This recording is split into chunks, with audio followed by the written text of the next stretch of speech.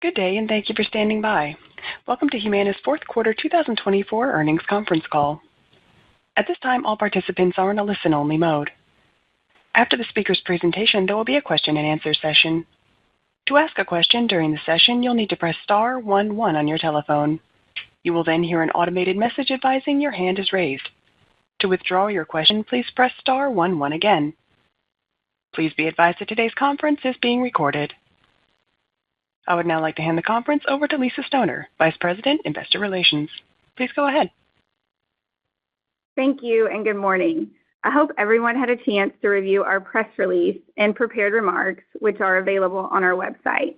We will begin this morning with brief remarks from Jim Rechtin, Humana's President and Chief Executive Officer, and Chief Financial Officer, Celeste Mellet, which will be followed by a Q&A session where Jim and Celeste will be joined by George Renaudin, President of Humana's Insurance Segment. Before we begin our discussion, I need to advise call participants of our cautionary statement. Certain of the matters discussed in this conference call are forward-looking and involve a number of risks and uncertainties. Actual results could differ materially. Investors are advised to read the detailed risk factors discussed in our latest Form 10-K or other filings with the Securities and Exchange Commission in our fourth quarter 2024 earnings press release, as they relate to forward-looking statements along with other risks discussed in our SEC filings. We undertake no obligation to publicly address or update any forward-looking statements in future filings or communications regarding our business or results. Today's press release, our historical financial news releases, and our filings with the SEC are all also available on our investor relations site. Call participants should note that today's discussion includes financial measures that are not in accordance with generally accepted accounting principles or GAAP. Management's explanation for the use of these non-GAAP measures and reconciliations of GAAP to non-GAAP financial measures are included in today's press release. Any references to earnings per share or EPS made during this conference call refer to diluted earnings per common share. Finally, this call is being recorded for replay purposes. That replay will be available on the investor relations page of Humana's website, humana.com, later today. With that, I'll turn the call over to Jim Rechtin. Thank you, Lisa, and good morning, everyone. Thank you for joining us. I have three topics today. First, we have some new members of the team to introduce. I'm going to spend a minute talking about our performance through the framework of the four levers that drive this business. Those are the levers that were introduced in the CEO letter last summer, and I'll spend a minute on industry context. First, let me just reinforce a couple of headlines. 2024 adjusted EPS is in line with our initial guidance. This does include the investment that we made in stars and in growth in the back portion of the year. We are reaffirming our 2025 outlook. We remain committed to achieving at least a 3% margin in individual MA, and we do view 2025 as a key year in that journey. And we have some new management team members to help us bring fresh perspectives to that task. I'm pleased to introduce them today. I'll start with Celeste Mellet, our new Chief Financial Officer.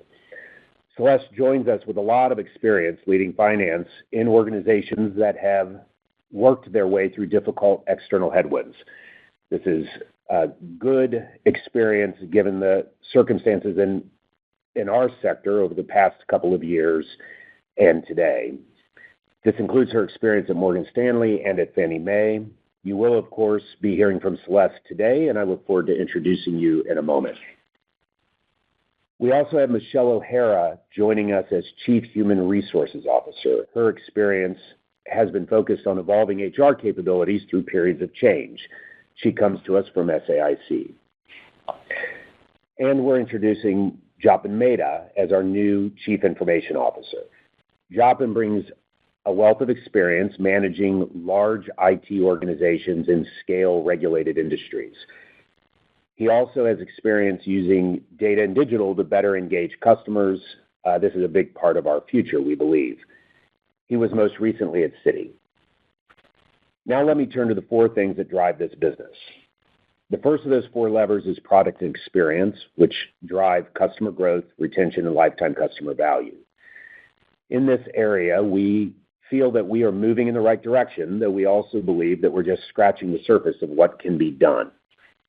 As a reminder, in 2024, we proved to have a good year of growth with nearly 5% membership growth, despite repricing our product to reflect the elevated medical cost trend that we began to see nearly 2 years ago.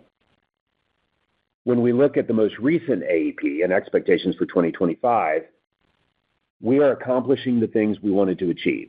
We're shedding unprofitable plans, we're resetting expectations in lower margin plans, and we are shifting our membership mix with a focus on sustainable long-term value. The membership losses that we've experienced have largely been consistent with our strategy. The exception to this is our position in the D-SNP space. However, we are comfortable that we can quickly improve our positioning in this space. I also want to emphasize that we feel very good about the new member mix that we've been attracting. The second lever is clinical excellence. This is the engine of the business. When we deliver better outcomes for our members and our patients, we also reduce system costs. When we reduce system costs, we improve our own product profitability. Clinical excellence starts with delivering on STARS performance. In the fourth quarter of 2024, we closed 650,000 care gaps. This is a significant improvement from where we started in September. We feel good about the progress that we made over the last quarter of the year. And the question, of course, is will these steps that we've taken be enough to return us to an industry-leading position in 2027? As we acknowledged back in October, it will be tight, and ultimately it will depend on the final thresholds. Having said that, I will reemphasize that we feel good about the progress we made in the fourth quarter. We are right now putting all of our energy into measurement year 2025, that is bonus year 2028, where we have a full year of runway to drive operating improvements. Our third lever is operating with a highly efficient back office. We have made a lot of progress in this domain over the course of the last couple of years. In 2024, we improved our operating expense ratio by 40 basis points. Just to provide a few examples of what enabled this, we optimized our care model, we unified shipping activities across the enterprise, we outsourced some non-core capabilities, and we streamlined our internal distribution capability. I'd like to note that our internal distribution team performed better this year than ever, even while driving efficiency. Efficiency does not mean a decline in performance levels when we do it the right way. It is important for our team to note this and for our investors to recognize it. Despite the good progress over the past few years, we believe there is more to do, and we expect to communicate a path towards additional efficiencies in the upcoming months. Finally, let me touch on the last lever, which is capital allocation and growth. We feel good about the opportunities we found to expand our primary care footprint in the second half of 2024. We also feel good about the continued expansion of Medicaid organically. However, in the near future, we will need to strike a balance. Priority number one is recovering MA margin, as we have repeatedly said. This will require our being prudent with our balance sheet as we navigate the STARS recovery. And we must continue to grow our earnings capacity through organic reinvestment and through acquisitions. This is clearly a second priority, but it is a priority nonetheless. Both CenterWell and Medicaid are important enablers of our long-term strategy. We will be thoughtful in identifying opportunities that make sense in our current environment, that allow us to continue to grow our earnings capacity while being prudent with our balance sheet. Now, let me spend just a moment on the insurance industry and on Medicare Advantage. It's been a volatile couple of years, and more so, it's been a volatile few months. The U.S. healthcare system is complicated, it's fragmented, and it's expensive. I think all of that has been pretty well established. Americans, understandably, want high-quality, affordable care that is easy to navigate. Too often, that is not what they are receiving today. There is no one company and there is no one sector that is responsible for this. It is a system challenge. It is the challenge of our American healthcare system. Still, as I mentioned in my CEO letter last summer, Medicare Advantage plays an important role. Medicare Advantage delivers better outcomes than original Medicare. If you need evidence of this, look at the steady improvement in HEDIS performance that has been driven by MA programs. Medicare Advantage operates more efficiently than original Medicare. This can be demonstrated in our recently published value-based care report or through the work done jointly with Harvard University looking at value-based primary care, which operates inside of a Medicare Advantage system. Medicare Advantage also enables more affordable health care access to seniors. There is a reason that more than 50% of eligible Americans choose Medicare Advantage. It is of good value. It makes healthcare more affordable and easier to access. And, of course, the Medicare Advantage program can be improved. And we are open to partnering with anyone interested in engaging constructively to do that. In the meantime, there are things that we Humana can do on our own. While we cannot fix the entire healthcare system on our own, we can make it easier for our patients and our members to navigate. We can make it easier to understand what our members will have to pay when they see a doctor or require a procedure. We can do more to support our members with reminders to do preventative care and to manage their chronic illnesses. We can take complicated healthcare topics and we can communicate about them more clearly and simply to our members. We can provide them better service every time they call us with a question or concern. Those are the things that we can do. That is our intent, and that is the work that is underway within Humana. With that, I will turn it over to Celeste for her to share a few words on her first month at Humana. Celeste. Thank you, Jim. I'll start by echoing your belief in Humana's value proposition. This is a great company with a long, successful history, strong DNA, and differentiated capabilities that has demonstrated it can improve outcomes for members and patients while driving significant value for shareholders. While our long-term potential remains strong, our industry is in transition, facing significant regulatory and other headwinds. I have had the opportunity to lead companies in regulated industries through similar periods of volatility. It is incumbent upon us to evolve how we serve our members and operate the business to be more nimble, better able to absorb fluctuations, and more consistently deliver compelling financial performance and shareholder value. As we execute on the 4 levers Jim has articulated, we will be stronger and better. I am thrilled to join an incredible team that will guide Humana through this transition. I have enjoyed getting to know my team and many of my colleagues over the last several weeks. It has been great to see how talented and committed the company is to serving our members and patients. I am energized by the opportunity to bring a fresh perspective and challenge the organization to rethink our norms so we are constantly improving, while at the same time ensuring the aspects of our culture that have been so critical to our past successes are retained and enabling long-term, profitable, sustainable growth. And I look forward to working with many of the participants on this call over the coming months. With that, I will turn the call back to Lisa to start the Q&A. Great. Thank you, Celeste. Before starting the Q&A, just a quick reminder that to fairness in those waiting in the queue, we ask that you please limit yourself to 1 question. So operator, with that, please introduce the first caller. Our first question comes from Ann Hynes with Mizuho. Hello, good morning. Can you hear me? Yes, good morning. Hey, Ann. Okay, sorry, yeah, there was a kind of a timeout. Okay, I just want to focus on 2025 MLR guidance. Can you just break down the levers of the increase? What base are you assuming? What's the overall cost trend? How much is driven by IRA changes, and what the impact of the greater than expected loss of DSNP had on MLR? That would be great. Thank you. Hi, Ann, it's Celeste. Thanks for your question. So to give you some additional color on top of what we included in our prepared remarks, first, I'll give you the drivers of the decreases in the ratio, which are improving the ratio. First, the majority of the improvement is driven from the MA plan exits, which all had very high benefit ratios. We also made other adjustments to our benefits in our remaining plans, which also improved the ratio. And then finally, the favorable calendar in 2025, given both how the days fall and the extra day in 2024 due to the leap year.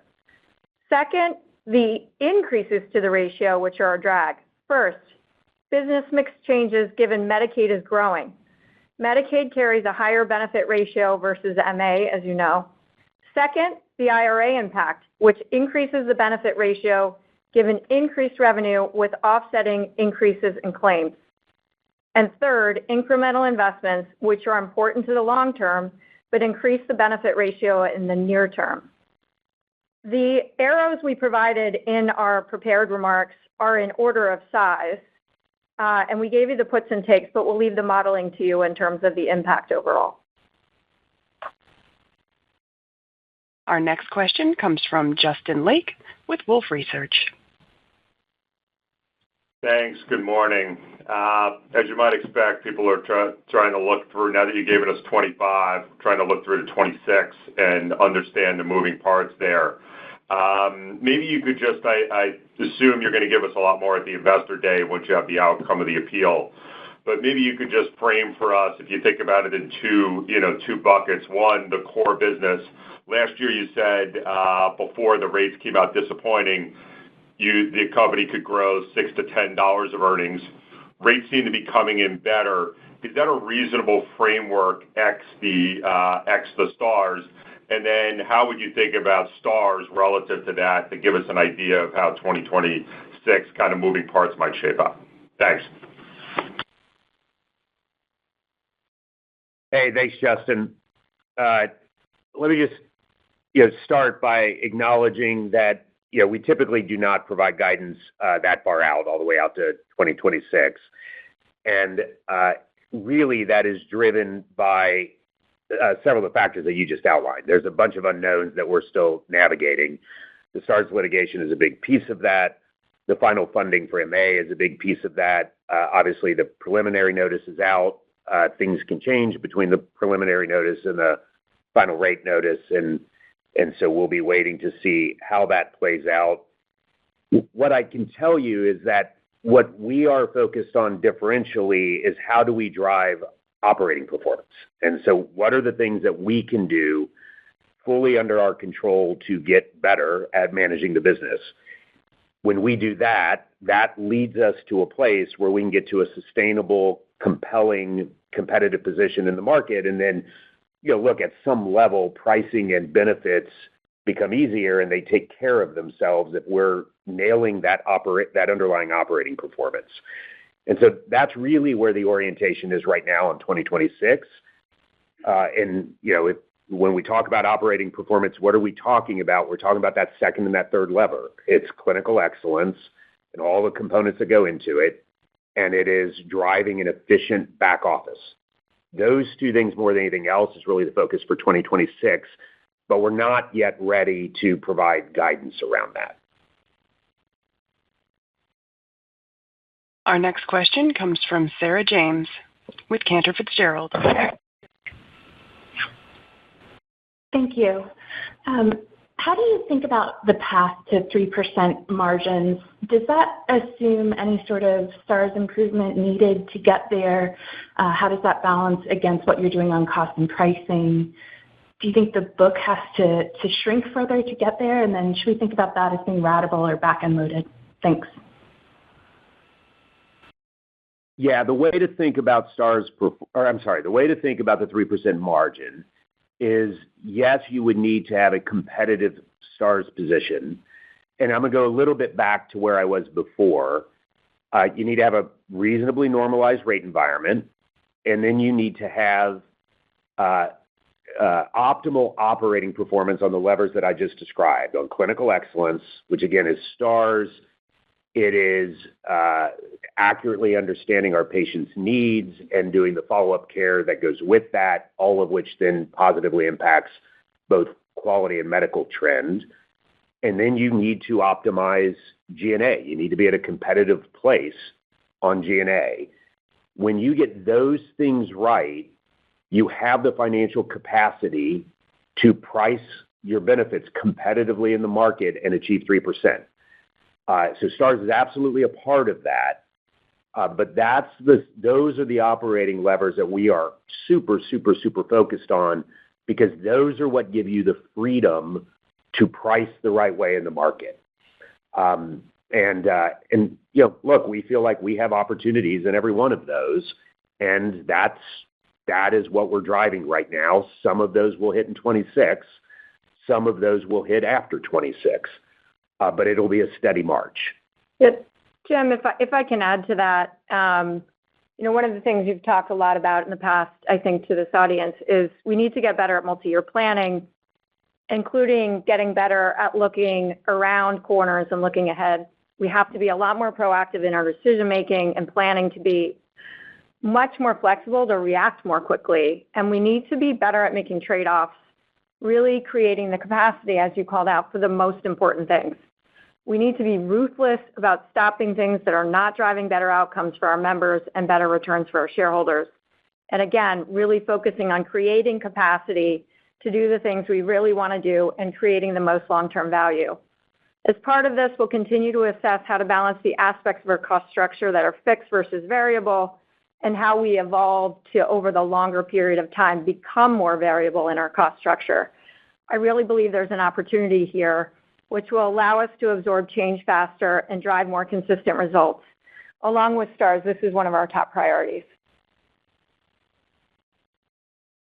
Our next question comes from Joshua Raskin with Nephron Research. Hi, thanks. Good morning. You spoke to a few $100 million of investments that are sort of offsetting the underlying earnings growth in 2025. Can you just give some details on the major buckets of those few $100 million? And then are those going to be ongoing each year, or are those truly one-time in nature? And then obviously the last one may be more of a follow-up even on the prior discussion, but should we think of 2025 as a floor EPS number, or do you need to win the appeal on Stars for that to happen? Hi, thanks for your question. So just to be clear, we make investments in our business every year. What we've called out and what's included in our guidance are incremental investments of a few $100 million. It's across a set of initiatives designed to improve our operating performance. So we're focused on Stars, of course. We're investing in clinical excellence, membership strategies, and other areas.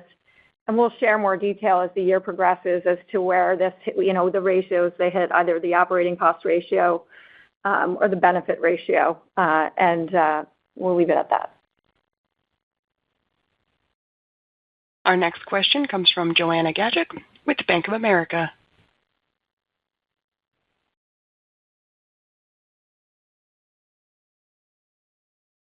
Joanna, your line may be on mute.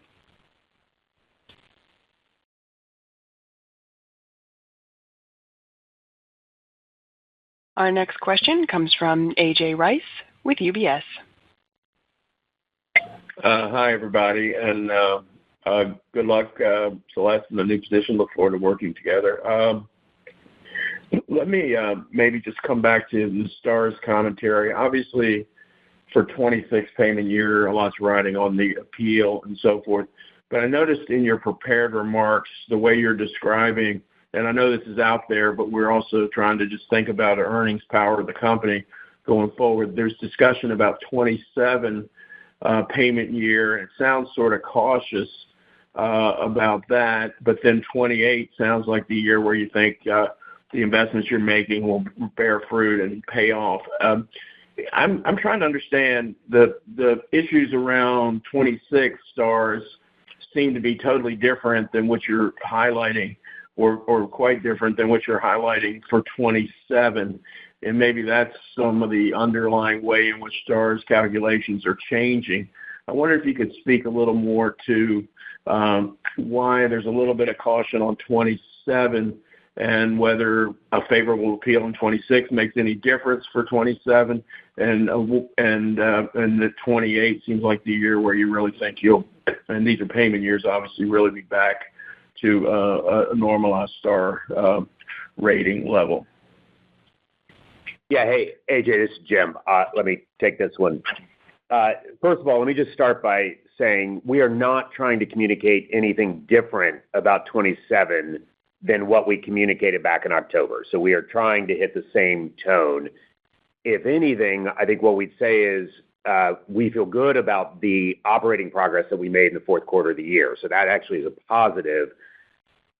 We communicated that there would be uncertainty because of threshold movement back in October, and we are simply reiterating that that still remains the case, right? Like there's just a bunch of uncertainty around the thresholds, and we want to be clear and transparent about that. But that is not different. So now let me try to tease apart the different pieces here real quick. So 2026, again, not much we can say about the litigation. It's progressing as you would expect. It is unrelated to 2027. So whatever happens in 2026 with the litigation does not impact performance in 2027. In 2027, I'm just going to reiterate it one more time. We feel good about the progress we made operationally in the fourth quarter. I think we told everybody back in October that the thresholds that came out last year represented a different level of performance than what we had anticipated at the time. We were resetting our targets in the fourth quarter to reflect that, and we were on a sprint. We did sprint. We made a lot of progress. We feel good about the progress, and we don't know what the thresholds are going to look like next year. Like it's kind of that plain and simple. And then as we move into the current measurement year, so think about the activities that we're doing right now in 2025 that influence 2028. We have a whole year of runway now, and we have the ability to layer in more buffer or more cushion to our targets. And so we feel better entering with the new year with a full year's worth of runway. And that's really what we're trying to convey to everybody. George, is there anything I was wordy there? No, that's okay, Jim. I would just add to that, AJ, that we saw that a lot of the new things we tested in the fourth quarter of last year delivered the results we were looking for. We saw great progress from the outreach we did to our members. We saw great progress of our teams working with our providers through various means to help our providers close gaps in care. And we also have seen great progress in our working with our vendor relationships. So on every front that we talked about back in October, even before that when we had our STARS call, we have made significant progress and feel very good about that progress. As Jim said, though, we are taking a very prudent approach to how we think about setting our thresholds and targets in the future and have set them in a way to have them be a significant stretch to our organization to push them to continue to excel. And so that's the reason for some of the caution you're hearing and that we are pushing our teams. We've seen great progress and feel good about where we stand right now. Our next question comes from Ben Hendricks with RBC Capital Markets. Hey, thank you very much. You discussed in your prepared remarks higher than expected D-SNP attrition for the year and caution around change in SEP rules. And I was wondering if you could provide some more detail around how you're thinking about the range of outcomes there. And then by extension, how is the attrition you saw and the SEP in that population kind of impacting or informing your MCR guidance range? Thanks. I'll start, and then maybe Celeste can add on the benefit ratio. So, look, first of all, we are pleased with the outcomes of our AEP given the members we gained versus those we lost. We have seen that our pricing strategy worked and that we are retaining members that are on the path to necessary margin recovery and expansion that is critical to the points that Jim made before. We're seeing members that have a shift to higher lifetime value segments and membership. We're seeing strong performance to date in markets with a strong concentration of our best value-based partners, including states like Florida, Illinois, and Texas. We are seeing higher than historical percentage of our non-SNP, our core members, sales coming from members switching from our competitor MA plans. And as Jim mentioned, we're seeing continued shift to our higher value distribution channels. So all those things feel good. In our pricing strategy. However, as you point out, we retained fewer members than we expected in our dual products. There's a lot to be learned there, and we are learning from that. We have a number of pilots in the AEP that will help us progress towards our strategies moving forward and help in our DSNP repricing, as Jim has called out. I would also add that when you think about the dual product, don't disconnect that from the very exciting success we've had in Medicaid RFPs. With the recent wins we've had in Georgia and Texas, that takes us to 13 states. And as I think you all are aware, the connection between Medicare and Medicaid is growing stronger, and the integration and the rules that are coming out. And so having a larger Medicaid footprint, successfully implementing those states, will also help us going into the future. So while we've retained fewer members than we expected, we feel good about how we're set up for the future. Thanks, George. Just to come back to what I had said earlier on the benefit ratios. So the majority of the improvement, the underlying improvement, is from plan exits. But if you recall, we deliberately exited unprofitable plans. So additional DSNP losses helps on the margin, but most of the underlying benefit improvement was something we did very intentionally. And then we also made some adjustments to benefits in our remaining plans. So the improvements are very intentional. Just one thing I wanted to add to George's comments on DSNP is 30,000 of the DSNP losses were due to redeterminations. As you know, the way each state did it what varied from state to state. So about 30,000 was included in that number. Our next question comes from Whit Mayo with Leerink Partners. Hey, thanks. May have missed this, but just wanted to get an update on expectations for Part D seasonality this year, given all the changes this year and the higher deductibles that we see in the market. So just any observations would be helpful. Thanks. Hi, Whit, it's George. So as we think about our PDP strategy, we are pricing for margin given the additional risk of the IRA, and we've taken a very disciplined approach to how we're pricing that, given that increased plan liability. As you know, we're participating in the premium stabilization demonstration, and we are expecting to see growth of roughly 200,000 members versus our prior expectation of flat.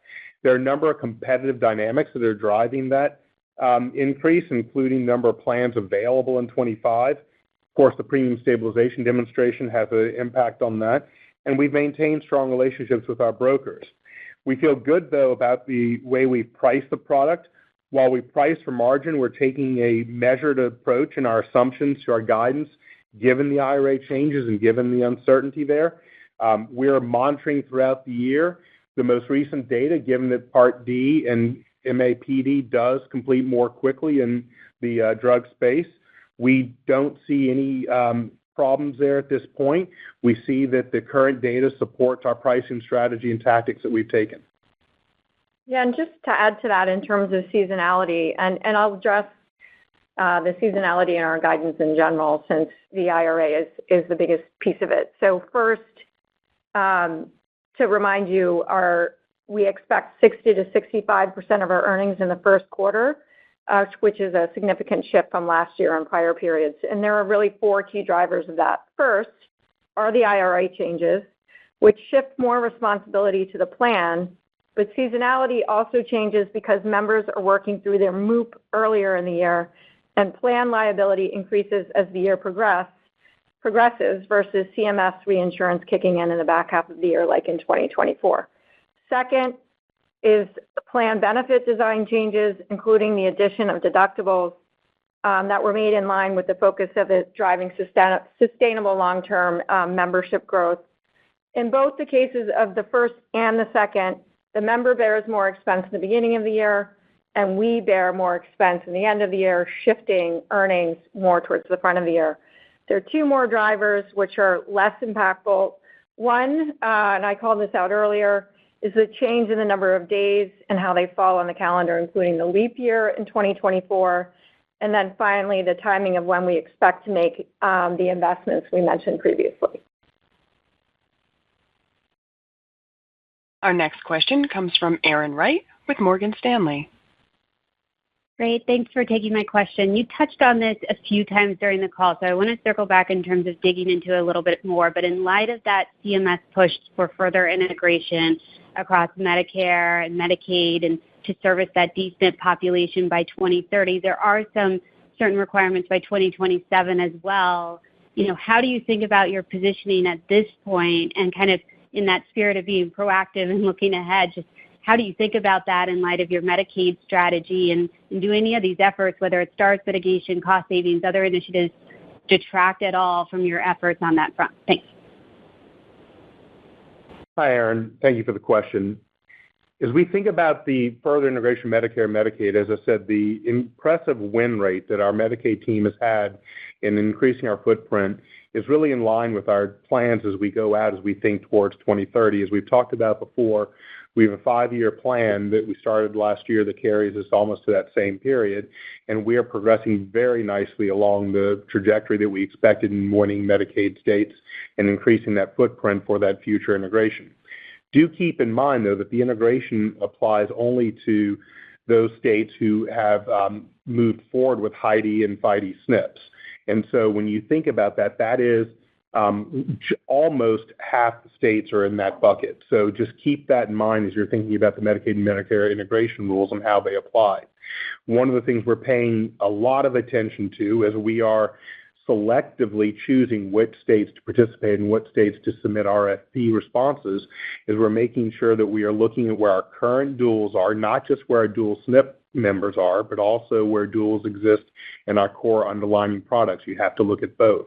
And as we're doing so, we are making sure and we're ensuring that we are prioritizing those states and that we will continue to cover the dual membership that is necessary to protect our margins and to protect our growth going forward. Yeah, I just want to come back to your question about creating capacity. And the way I think about it, and these are all tied together in terms of our ability to deliver for shareholders, is we need to do better on the clinical side and reduce operating costs to, one, invest in our membership so we continue to grow profitable long-term membership. 2, invest in STARS, and they're not in any particular order. 3, invest in our Medicaid growth. As you probably read in our prepared remarks, there is a J-curve associated with the business. There are the initial years they are a drag on our earnings, so we need to make sure that we can do that. And then 4 is to invest in growth in CenterWell, which we believe is better for our members. All of these things are better for our members. So we really need to think about, are the things we're doing getting us to one of those 4 things? And they tie to Jim's levers as well. Our next question comes from Scott Fidel with Stephens. Hi, thanks. Good morning. Was hoping to get maybe a little more visibility or insight just into the Medicaid margin trajectory and sort of how that's flowing from 24 into 25. I know that you were expecting Medicaid margins to be at a loss in 24. Just curious, maybe you could give us a little more pinpointing on sort of where that sort of negative pre-tax margin percentage was in 25, and then how you're thinking about, I think in the prepared remarks you commented on some incremental improvement, but curious on whether you think the business will get to profitability in 25 or still stay in that negative margin area. And then if I could just sneak a quick follow-up in as well, just would love an update just on sort of what you saw in the fourth quarter as it relates to, specialty RX trends. I know that's been sort of a key area of pressure, and specifically just around the oncology drugs, which I know have been, a key area of focus, sort of how you saw that playing out, exiting the fourth quarter. Thanks. Hey, Scott. So I'll start with the Medicaid, and then others can add in. Jim, I think we'll pick up from there. Look, the Medicaid business, given all these wins and the strength of our progress there, Medicaid's emerging as a strong scaled business with meaningful earnings potential as we look forward. 2024, as you mentioned, did come in line with our expectations, and we feel good about how we ended 2024. What we're seeing as you think about 25 is we are going to see roughly 175,000 to 250,000 member growth in the Medicaid block of business. That's going to come split, if you think about it that way, between Virginia, which is a new state that we're implementing in the summer of this year. At least that's when we're expected to, given the state's recent discussions with us. And then we also are expecting an additional allocation of members from Kentucky. So with that, we do expect some modest improvements in margin, but as we've talked about, and as Celeste mentioned the J-curve, currently 45% of our members in 2025 are in states with less than 3 years of experience. So there's still maturity to do there, and we are making good progress down that maturation line as you think about our margin recoveries in that line of business.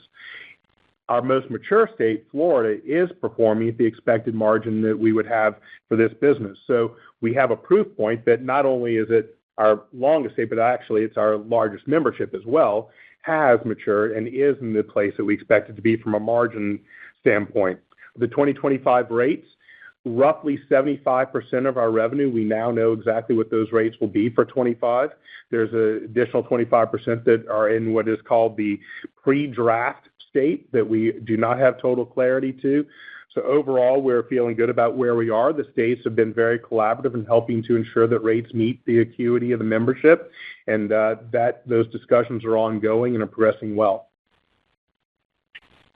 Yeah, and hey, let me just hit the specialty drugs. This will be quick. The specialty drug spend, it looks very much the way it has looked the last couple of quarters. It is elevated. It is relatively stable. We're going to be talking about specialty drugs, my guess is, for a long time in the industry, but we feel like where we have priced and forecasted is the right place, given what we're seeing. So yes, elevated, stable, and kind of within the range of expectations that we had. Our next question comes from Joanna Gajuk with Bank of America. Oh, yes. Hi. Thanks so much for bringing me back in. Sorry, I got disconnected. So thanks for taking the question. Maybe just a couple of follow-ups. One question on the 2025 guidance. Can you give us either numerical or qualitative, commentary about specifically the trend outlook for 25 and how does it compare to what you had experienced in 24? And I guess the other piece of this equation, right, rate notice. So I understand, you want to see the final rate update there.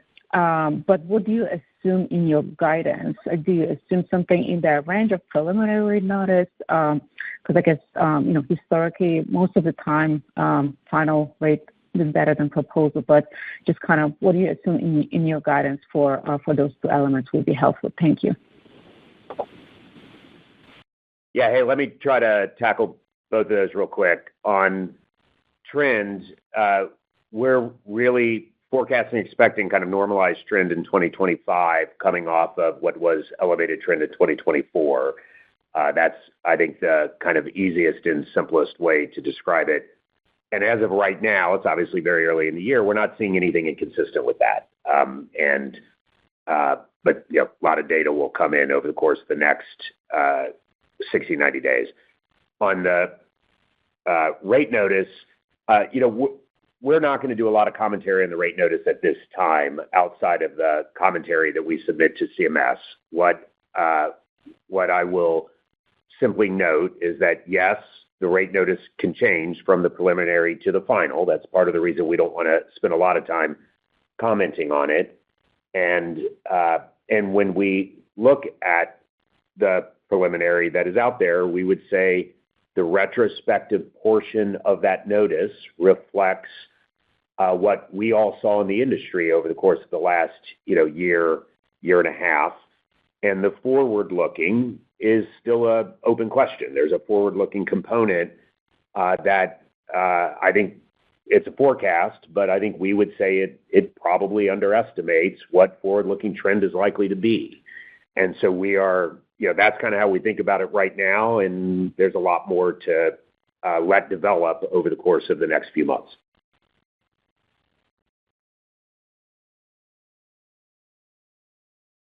Our next question comes from the line of George Hill with Deutsche Bank.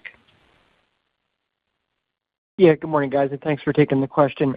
You guys have kind of gotten into a lot of the big picture stuff. I think I have a follow-up on Part D, which is, I guess, Jim, given that it's early in the year, are you seeing anything that's kind of changed your margin outlook or expectation for Part D in 25? And then kind of a follow-up is, are you guys doing anything more aggressive to manage the drug benefit in the B space, like trying to shift B drugs to D coverage, such that you can do like shift financial responsibility a little bit to the government and to the manufacturers, and whether or not you're seeing any success there? Thank you. Hey, George, it's George. I'll take this. So as I've mentioned, the early data that we have on our claims for Part D, which do process more quickly, seem to confirm our expectations for utilization that we would have with the pricing.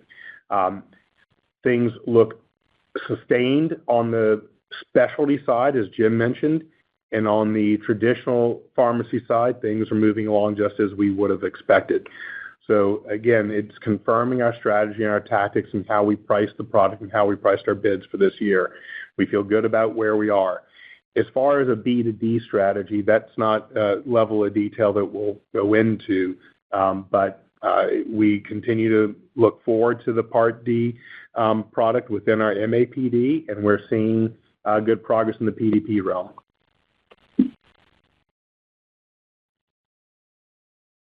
Our next question comes from Ryan Langston with TD Cowen. Hey, thanks for squeezing me in. You talked about margin pressure on Group MA. Maybe just a little bit more detail there and what's specifically driving that. Is that more your strategy, competitor dynamics? And then I guess how do you think about margin improvement in the group versus the slope of where you think you can get to on individual kind of into 2027 and beyond? And then just what is kind of included in guidance for 2025 on group? Thank you. Sure, I'll start, Ryan. The group product, we have roughly 500,000 members there, slightly over that. In the group MA market, what I would say, as opposed to the individual market, is somewhat less mature as an industry. There was a period of time not very long ago that we're still living in where the industry was continuing to evolve and mature and offered rate guarantee contracts for multiple years. Historically, those contracts or those long-term contracts were in place. That is beginning to change. We're seeing change in the industry. We're seeing change in the way plans are responding to RFPs coming from large groups, especially when you think about large jumbo groups. And that's changing, but that will take some time to flow through the financials. We do expect margin improvement in 2026 through pricing actions as those long-term contracts come up for renewal, but we will see some more pressure in 25 that's built into our guidance for 25.